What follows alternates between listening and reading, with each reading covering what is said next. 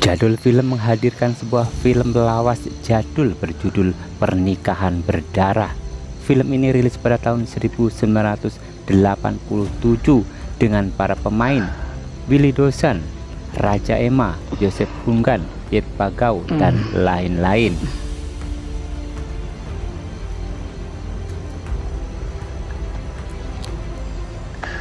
Cerita pun dibuka dengan kehadiran Badrowi yang diperankan oleh Joseph Hunggan di malam gelap ketika pasangan suami istri bersiap tidur. Namun ketika istrinya keluar, tiba-tiba si Badrowi muncul. Ia sudah bersiap di depan pintu, lalu berusaha menyeret sang istri yang ternyata mantan kekasihnya. Namun ia sudah menikah dengan pria lain. Mana Broto? Malam ini aku sudah sah jadi istrinya. Tolong jangan ganggu kami lagi. Justru pada malam pernikahan ini yang aku tunggu. Biar Broto merasakan betapa sakitnya kehilangan kau. Seperti aku. Selama ini Kang Badrowi baik padaku. Dan sudah aku anggap sebagai kakak sendiri. Sebagai kakak? 5 tahun aku menunggumu agar kau bisa menjadi istriku. Tapi... Dan kalau aku tidak bisa mendapatkan kau, maka darah perhitungannya. Daripada kamu dimiliki orang lain, kita mati berdua.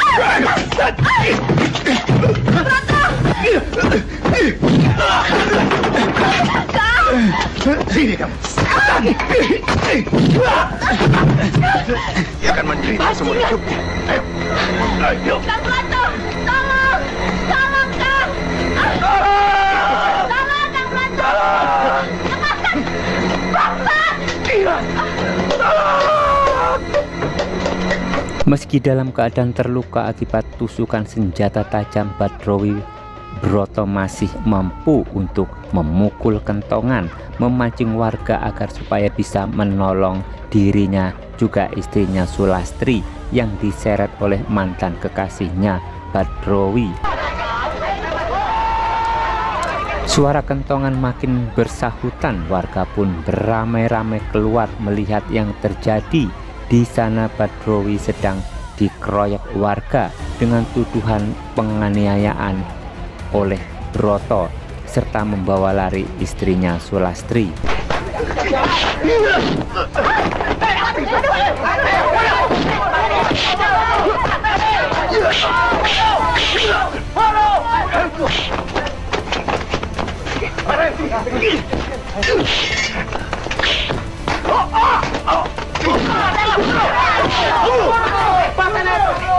Kenapa dia?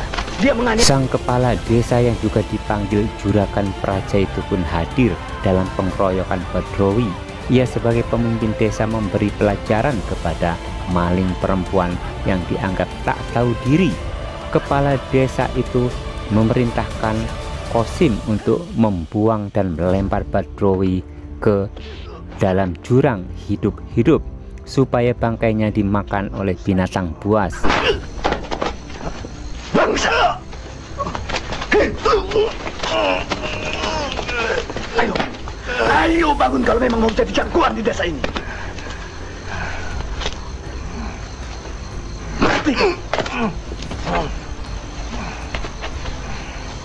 Ayo lawan! Ayo lawan! Ayo! Kamu memang tak tahu diri.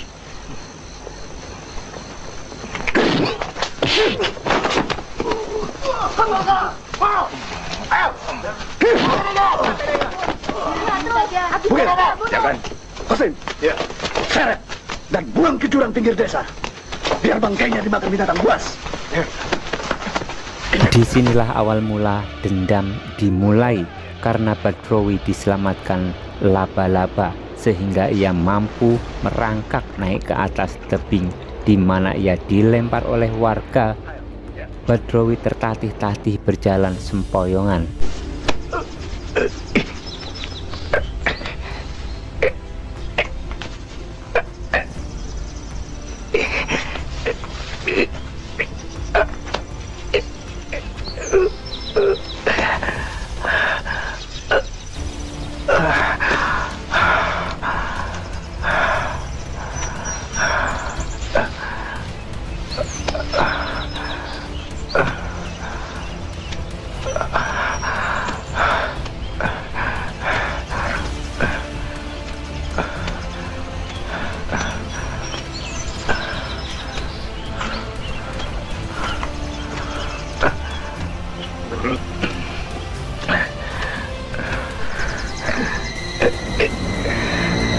Beberapa bulan kemudian Sulastri yang mengandung besar buah hatinya bersama Broto harus menelan pil pahit.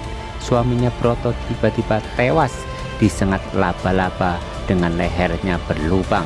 Ia belum sempat melihat buah hati mereka yang akan segera lahir ke dunia. Sulastri terus merintih kesakitan karena bayi yang ada dalam kandungannya akan segera lahir tanpa bapak. Sulastri ditolong Mbok Mirah. Keluar sana. Ayo, keluar. Sakit, Mak. Saya tidak mau. Sabar, Eling, Bu. Jangan pikir yang lain-lain, pikir kesehatan anakmu ini.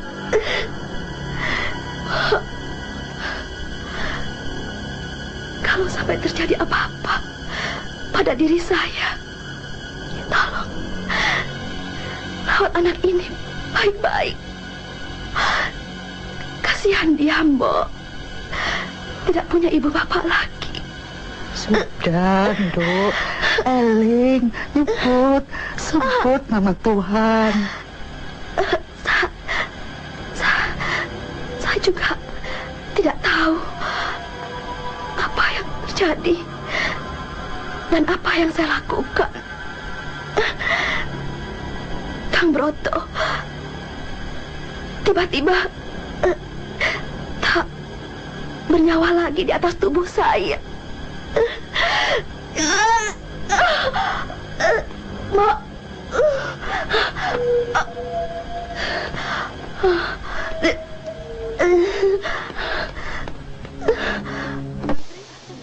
beberapa tahun kemudian Sulastri yang ditinggal mati oleh Broto karena dibunuh oleh laba-laba jelmaan Badrowi. Kini ia meninggalkan buah hati sebelum dirinya pun meninggal karena melahirkan anak gadis bernama Murni yang diperankan oleh Raja Ema. Kini sudah tumbuh menjadi gadis desa yang sangat cantik, sama seperti ibunya Sulastri. Sebelum ia meninggal, Sulastri menitipkan Murni kepada neneknya Mbok Mirah. kamu lupakan saja Kang Rahman. Mungkin dia sudah punya kekasih baru di sana. Kan belum tentu dia pulang. Enak saja kalian bicara. Aku kan Allah, jangan pura-pura malu ah. Tapi Mur, kalau Kang Darman sungguh lo suka sama kamu. Ini buktinya.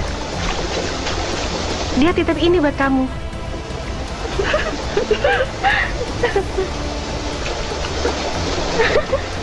Lihat dulu. Kami kan juga pengen lihat.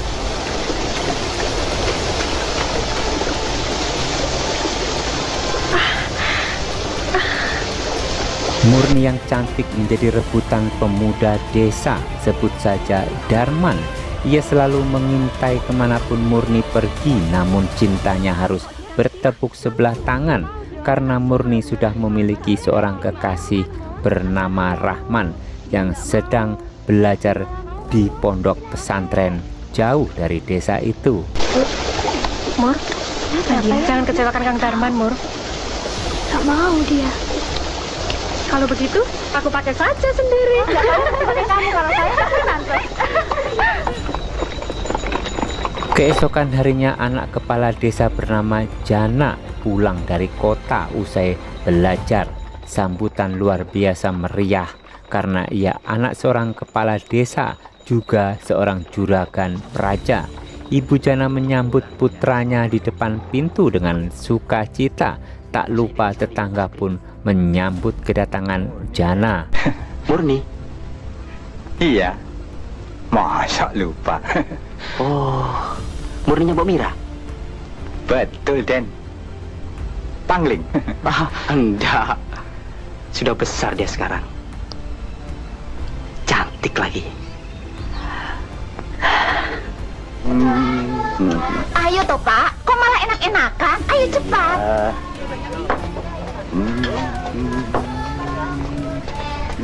Kue-kuenya dibungkus yang rapi ya. Dijana datang, Dijana sudah datang.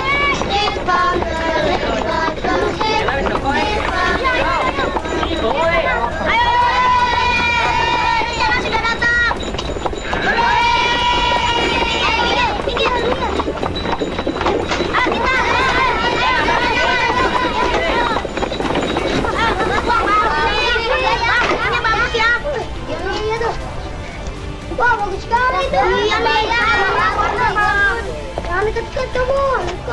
Ya.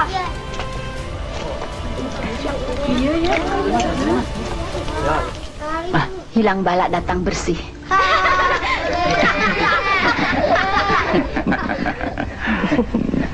Masuklah. Semua keluarga sudah tidak sabar menunggu kedatanganmu. Iya. Ayo. Sukri, Di tempat lain, Mbok Mirah kedatangan tamu dari jauh. Ia adalah paman dari Murni. Sementara Jana yang kesengsem melihat kecantikan Murni, ia mengatur rencana bersama centeng bapaknya Kosim. Jana berniat ingin memetik Murni. Jam berapa dari sana? Hah? Lah kok sendirian? Iya. Iya, Paman. Pipi Asi dan Nadi tidak diajak sekalian. Kamu tahu, Sim? Murni sudah punya tunangan belum? Ya, setahu saya belum, Den. Dan dia memang kembangnya di desa sini. Dan akulah yang harus memetiknya. Pantes, Den. Mbok Mirah bersiap menghadiri kedatangan Jana di rumah kepala desa ataupun juragan praja yang mengajak Murni untuk datang ke sana. Mereka berdua bersiap untuk membawa beberapa bahan pokok untuk pesta Pak Lurah menyambut kedatangan putranya dari kota. Pasti seluruh warga desa sini sibuk membantu. Nah, dibawa. Biar mak yang bawa kelapanya.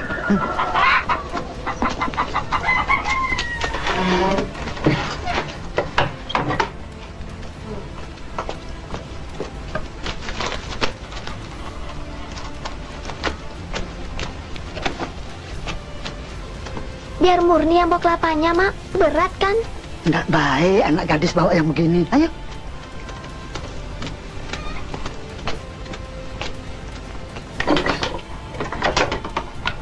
Pucuk dicinta Ulan pun tiba. Jana melihat kembali dari jarak kejauhan. Ia memandangi dan mengamati wajah cantik Murni yang sedang digodain ibunya. Tentang pasangan Murni bersama Mbok Mirah, Murni hanya diam membisu tanpa kata atas pertanyaan dari Ibu Jana. Murni sih. belum ada yang mau apa Murninya yang pilih-pilih. Iya toh, Mur? Jodoh di tangan Tuhan. Lagi jadi perawan dapur dulu. Ya namanya juga perempuan. Iya toh, Bu? Injil. Loh, apinya kok mati? Bu angus. Tapi apa ini yang angus? Pangapunten, Den. Telat ngangkatnya. Mur, biar saja mak yang bantu-bantu di sini. Kamu langsung saja cari daun buntas ya. Usai mengantar neneknya Murni, diperintahkan Mbok Mirah untuk ke kebun mencari daun buntas. Mendengar Murni akan ke kebun, Jana langsung berniat mengikuti langkah Murni ke kebun.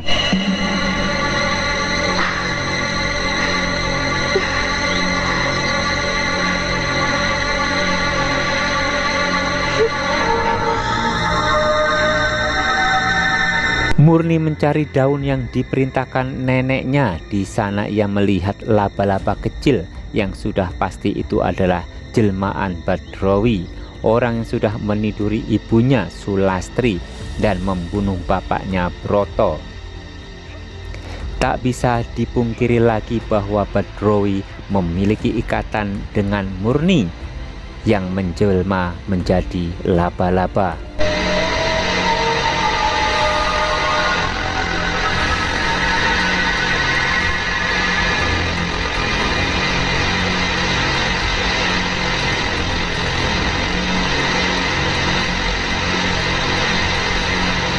Jana terus mengintai Murni yang asik mencari daun buntas. Melihat kemelekan tubuh Murni tanpa pikir panjang, Jana langsung menyergap tubuh mungil itu. Tanpa ampun Murni meronta-ronta hingga akhirnya pingsan. Melihat kejadian tersebut, Jana berniat akan menggagahi Murni di kebun.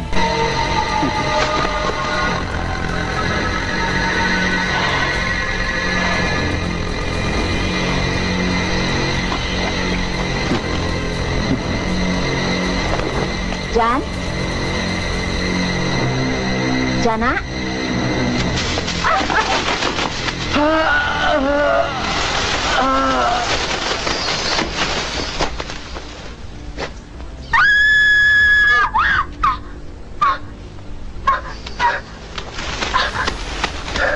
Hari itu Rahman kekasih Murni pun pulang dari pesantren. Ia melintasi perkebunan di mana Murni kekasihnya tak berdaya usai digagahi Jana. Namun Rahmat kaget ketika melihat sesosok tubuh sedang dikerubungin binatang. Ia langsung menolongnya. Ternyata itu adalah tubuh Jana yang tewas oleh laba-laba.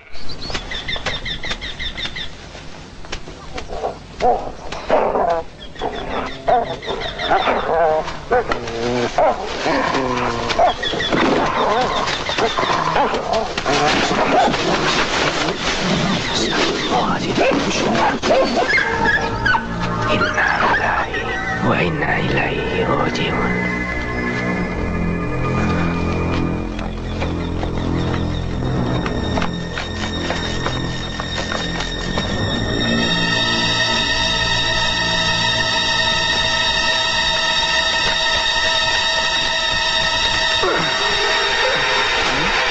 Jana?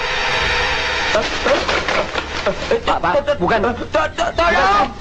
Tolong! Fitnah pun dengan cepat menyebar luas. Rahman yang dituduh membunuh Jana, lalu Qasim melapor kejadian tersebut kepada bapak Jana, sehingga Rahman menjadi sasaran kemarahan orang-orang sekampung. Beruntung Pak Kiai Bukhari datang untuk menolong Rahman. Bunuh kamu!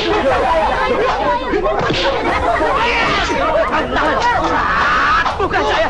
Bunuh! Bunuh! Tangkap! Kita pakai cepat! Pak Kiai, Rahman dalam keadaan bahaya. Di mana? Di pertigaan, Pak. Berhenti. Menurut pemeriksaan Pak Ustadz, Jana tewas akibat serangan binatang buas yang merasuki tubuh Murni.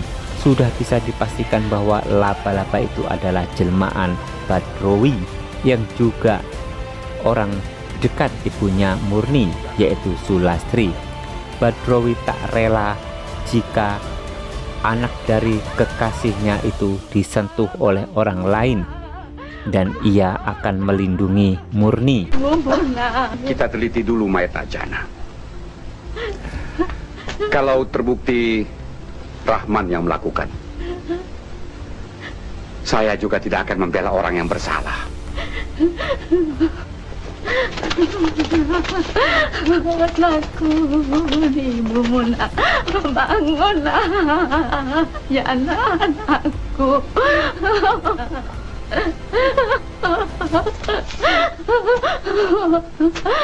Dilihat dari lukanya, kematian Jana ini tidak wajar.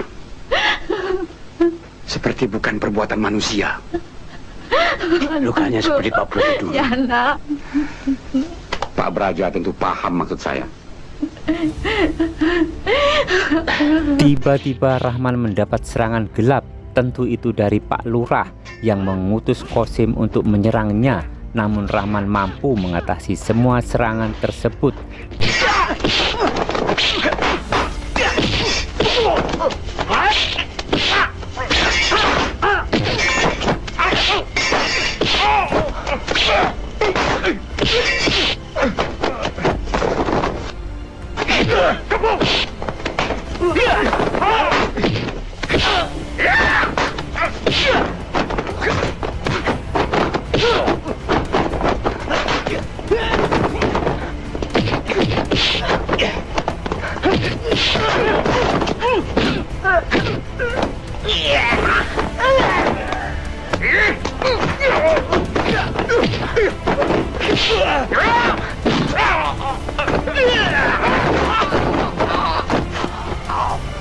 Akhirnya Rahman dan Murni bertemu. Ia menunggu Murni sepulang dari pasar. Mereka berdua berjalan bernostalgia.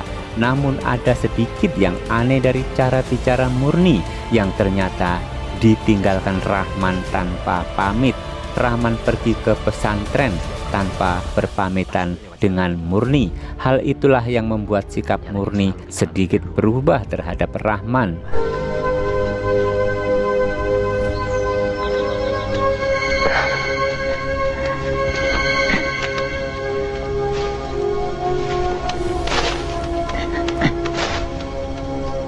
selama Kak Rahman pergi mondok di Walang Songo, jalan ini sudah jadi sepi. Tapi apakah salah kalau saya menunggumu seperti dulu?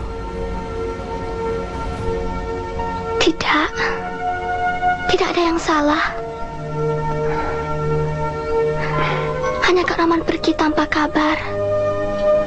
Kembali pun tiada berita.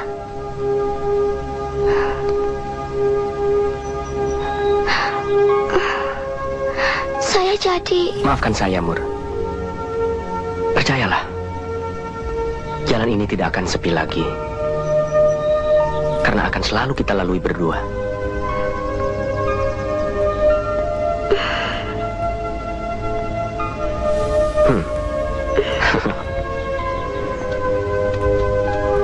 Kapan Kak Rahman kembali ke pesantren? Kenapa tidak kamu tanyakan, kapan saya harus melamarmu pada Mbok? Pak Lurah Juragan Praja juga Bapak Jana marah besar karena Qasim tak mampu membunuh Rahman. Ia tetap bersikukuh menuduh bahwa Rahmanlah orang yang sudah membunuh putranya Jana. Sementara itu di tempat lain Rahman dan Murni terus berjalan melepas rasa rindu mereka karena sudah 4 tahun mereka tidak bertemu. Namun di tengah kemesraan itu tiba-tiba saja Qasim memukul pundak Rahman dari belakang.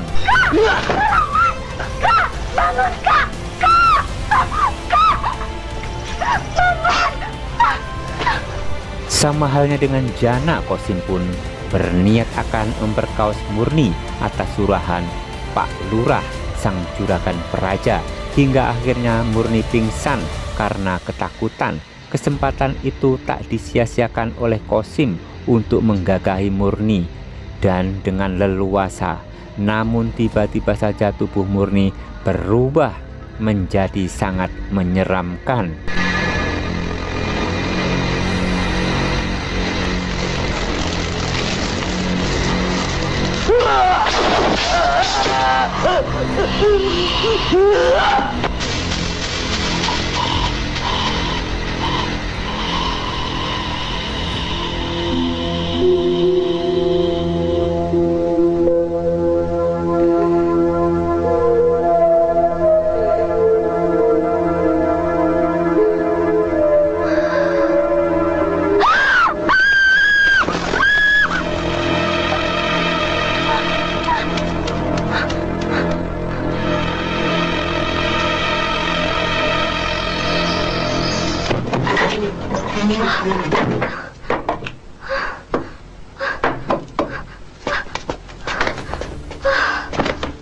Murni pun tak mengerti dan bingung dengan perubahan terhadap dirinya sendiri.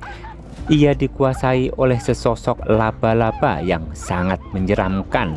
Kembali penduduk desa dihantui rasa ketakutan yang sangat hebat. Mereka membawa mayat Qasim lalu diperlihatkanlah kepada Pak Kiai Bahori untuk minta pendapatnya serta membawa Rahman dalam ikatan.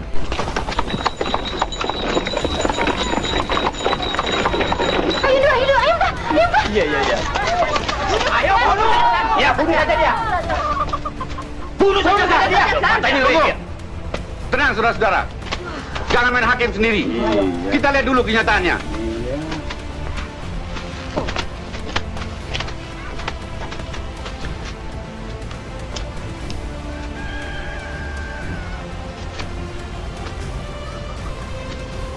Tidak ada bekas penganiayaan atau tanda-tanda kekerasan. Keadaannya persis seperti Nak Jana. Itulah yang mencurigakan. Kenapa setiap ada pembunuhan di desa ini, selalu ada dia? Iya betul. Bunuh saja dia. Rasakan. Sekarang sudah terbukti. Dialah sumber malapetakannya. Mati kau. Pak Kiai Buhori menghubungkan semua kejadian 20 tahun yang silam di mana Badrowi dibuang ke dalam jurang tanpa tahu mayatnya. Kemungkinan Badrowi kini membalas dendam lewat Murni, anak dari orang yang Badrowi cintai usai direbut oleh Broto. Apakah Pak Braja melihat sendiri mayat Badrowi? Melihat sendiri? Benar juga ya.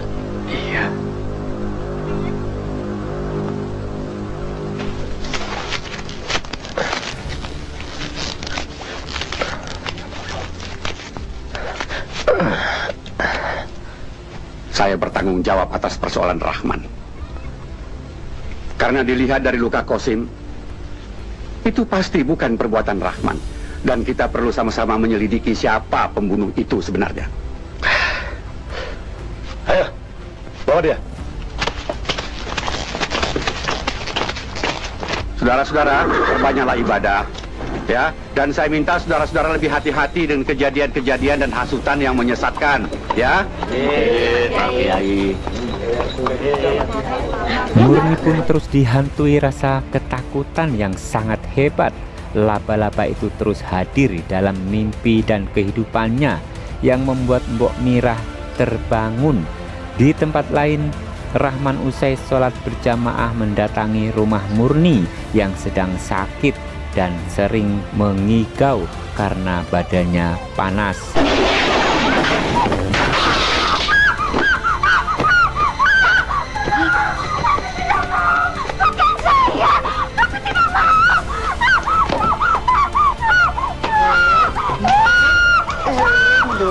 Cucuku, nggak ada apa-apa. Gusti Pangeran.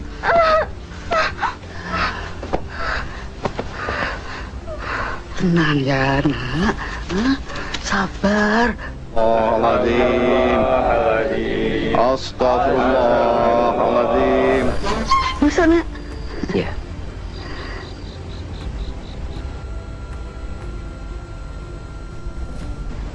Nak Rahman? Apa Nak Rahman tahu apa yang terjadi waktu bersama-sama dengan Murni tadi? saya datang justru khawatir akan keselamatan Murni, Mbok. Karena tiba-tiba saya tidak ingat apa-apa ketika kami sedang berdua.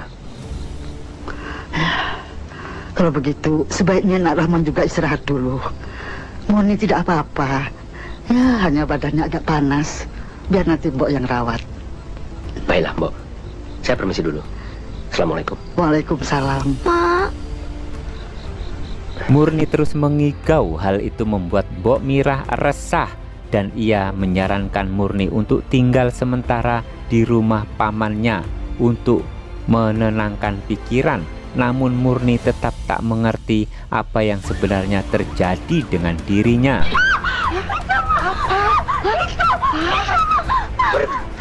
Kabur! Jangan kabur cucuku! Jodoh itu minggat! Pergi! Tenang, Mur, tenang. Akhir-akhir ini Mbak perhatikan kamu sering gelisah dan ketakutan. Sebaiknya kamu tertirah saja di rumah pamanmu. saya sendiri tidak tahu, Mak. Apa sebenarnya yang terjadi pada diri saya? Ibu Jana terus menangisi kepergian putranya. Ia meminta suaminya Juragan Praja untuk segera membunuh Rahman. Namun Juragan Praja masih mengingat perkataan Kiai Bukhori. Lalu Juragan Praja pun memanggil para centengnya. Adalah apa yang telah dikatakan oleh Kiai Bukhori. Bugil! Bugil! Saya kan?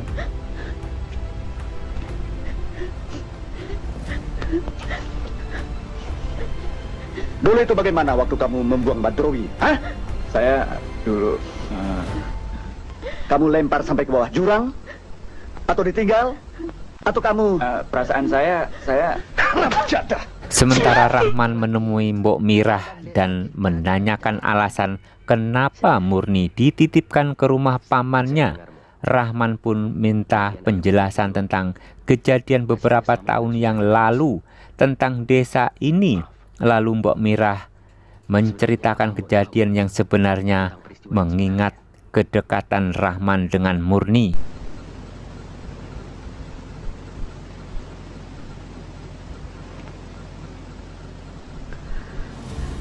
Sekaranglah saatnya Mbok ingin menceritakan.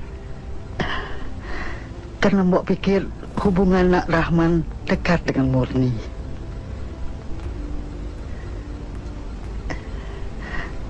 Tapi Mbok harap Nak Rahman jangan cerita pada orang lain atau terhadap Murni sekalipun, ya?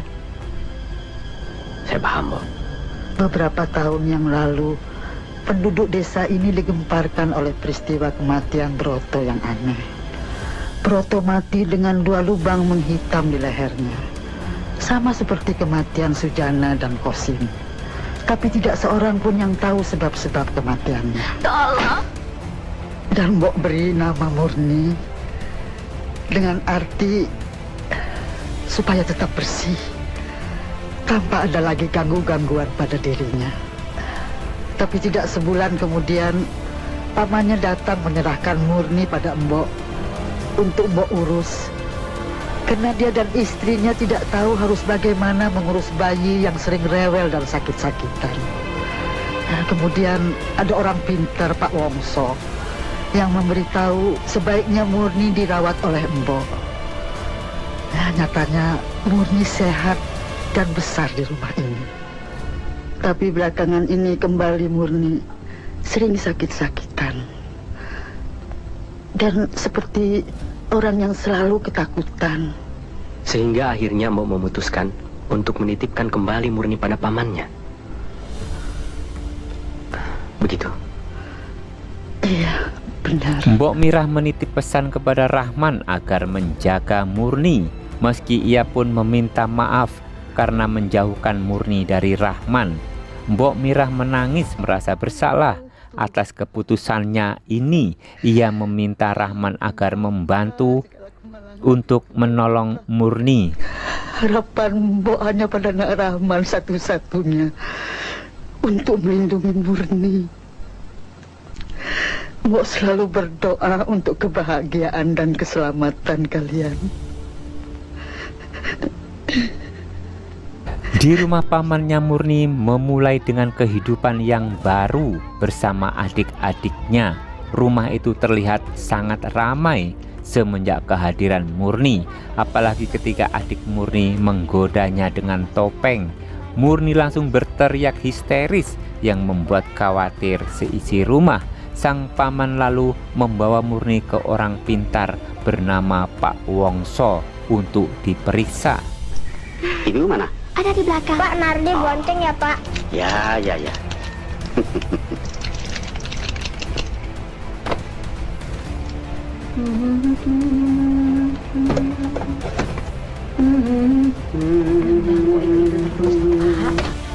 Ben.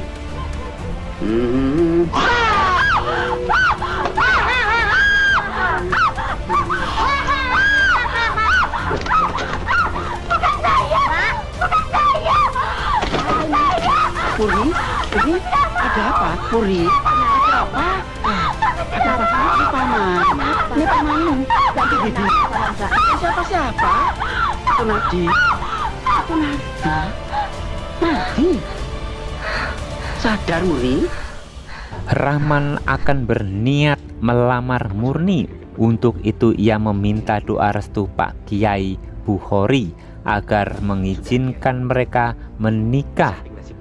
Rahman ingin melindungi Murni dari pengaruh jahat Badrowi yang menjelma menjadi laba-laba.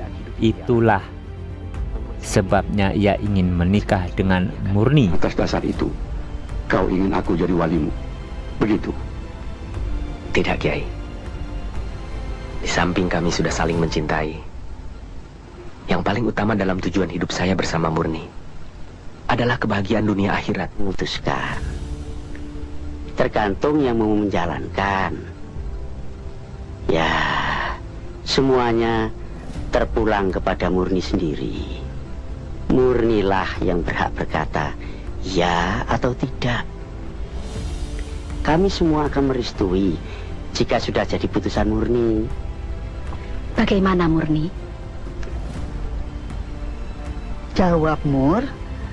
Kamu kan sudah cukup dewasa.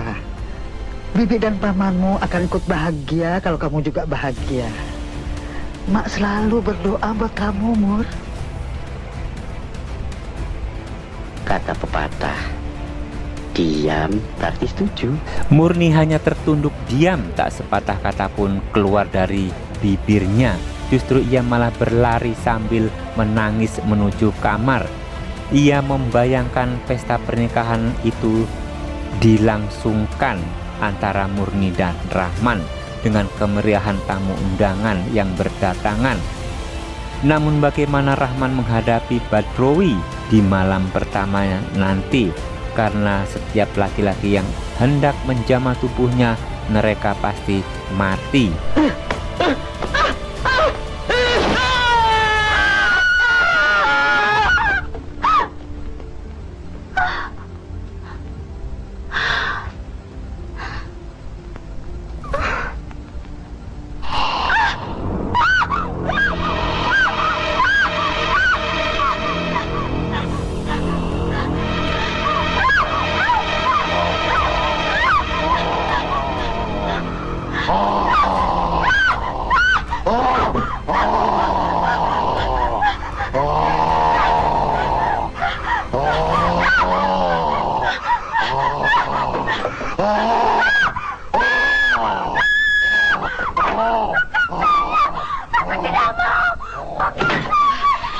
Badrowi benar-benar menghantui Murni agar tak terjadi malam pertama antara Murni dan Rahman. Untuk kesekian kalinya Murni dibawa ke rumah Pak Wongso. Murni mendengar semua perkataan Pak Wongso yang membuatnya kembali pulang ke rumah Mbok Mirah.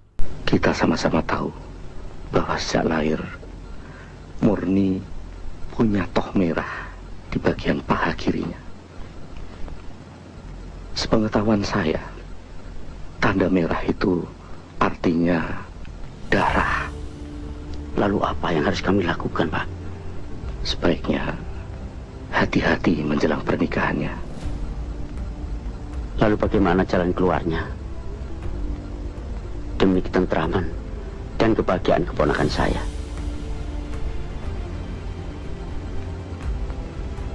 Seperti yang saya katakan tadi, bahwa kebenaran sejati datangnya hanya dari Tuhan. Setiap lelaki yang hendak menggagahi Murni pasti akan tewas.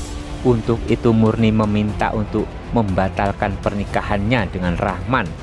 Ia tak mau Rahman mati sia-sia di tangannya. Namun emak meyakinkan bahwa Rahman benar-benar mencintai Murni dengan tulus, akan menjaga Murni. Akhirnya pernikahan itu pun dilangsungkan.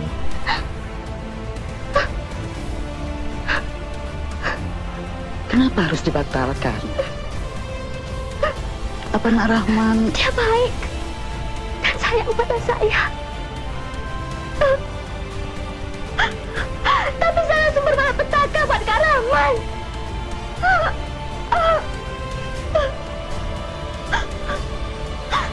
Setiap laki-laki yang mencoba menggagahi saya selalu menjadi mayat di atas tubuh saya. Saya takut, Mak. Saya takut peristiwa itu akan terjadi juga pada Kak Rahman. Dan saya tidak mau itu terjadi.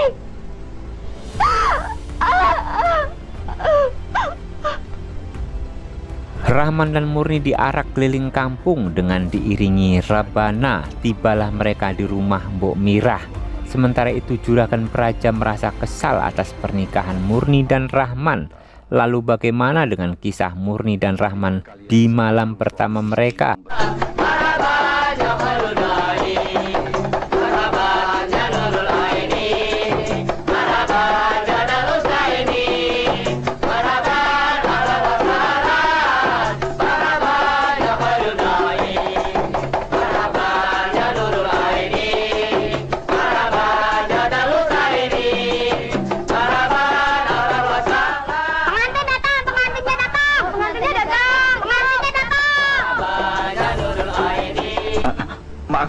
Maaf. Inilah detik-detik Rahman harus berhadapan dengan monster laba-laba di malam pertamanya bersama Murni. Rahman kelelahan dan tertidur lebih awal. Di saat itulah sosok Badrowi merangsek masuk, merasuki tubuh Murni yang tengah duduk di sebelah Rahman. Tubuhnya langsung mengejang di saat Badrowi merasuk tanpa permisi.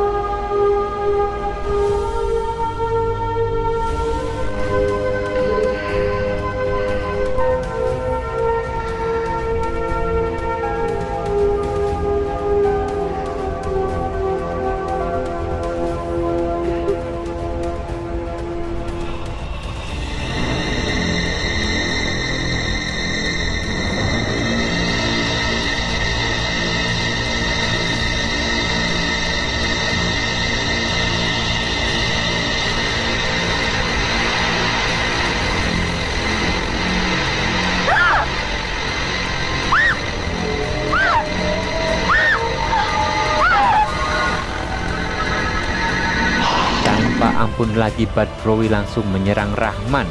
Ia tak rela jika Murni disentuh oleh Rahman karena Murni adalah putri dari wanita yang ia cintai, Sulastri.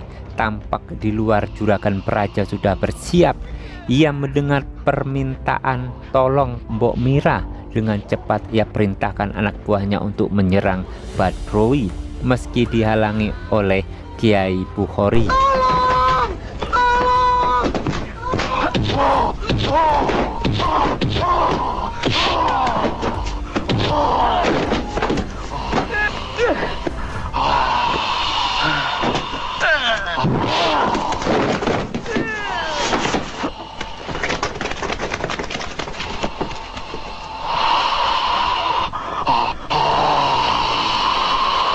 Badrowi, bunuh!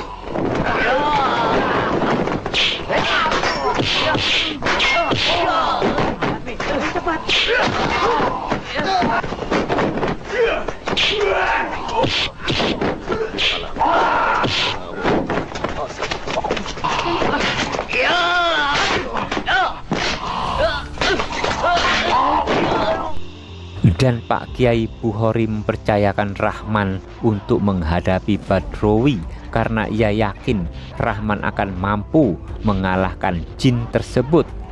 Kekuatan jin Badrowi memang sungguh luar biasa. Untuk itu Kiai Bukhori membantu dengan doa-doa di kejauhan.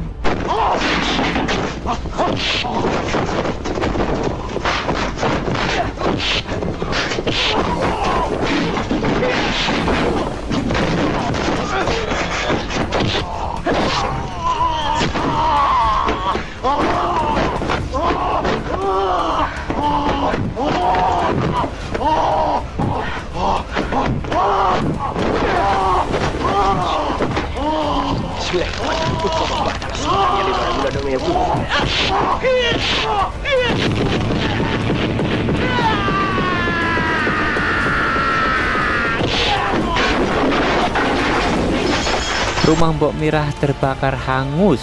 Sementara itu Murni pingsan berada di dalam kamar. Hal itu membuat panik Rahman dan Mbok Mirah. Sementara Badrowi sudah berhasil dikalahkan oleh Rahman. Dengan cepat warga menolong Murni dan film pun selesai. Terima kasih sudah menonton hingga akhir video. Sampai jumpa di video berikutnya. Salam film jadul Indonesia.